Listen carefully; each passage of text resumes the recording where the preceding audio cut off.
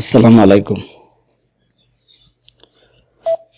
আজ আলোচনা করব জেএসসি ভোকেশনাল অর্থাৎ প্রি ভোকেশনাল শিক্ষাক্রমের 2025 শিক্ষাবর্ষের বিষয় এবং মানবন্টন নিয়ে।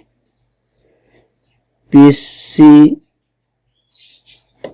থেকে পাশ করার পর যারা জেএসসি ভোকেশনালে ভর্তি হবেন তাদের জন্য মোট 10টা বিষয় নির্ধারণ করছে বাংলাদেশ কারিগরি শিক্ষা বোর্ড।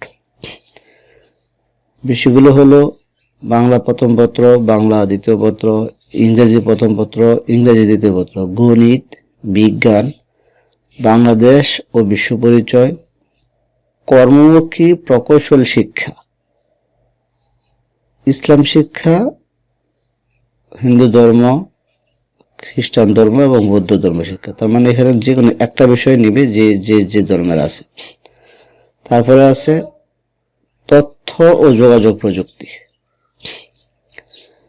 তো এই বিষয়গুলোর মধ্যে সাধারণ শিক্ষা বোর্ড এবং মাদ্রাসা শিক্ষা বোর্ডের তুলনায় বাংলাদেশ কারিগরি শিক্ষা বোর্ডের মোটামুটি পার্থক্য হলো একটা বিষয়, সেটা হলো কর্মমুখী প্রকৌশল শিক্ষা।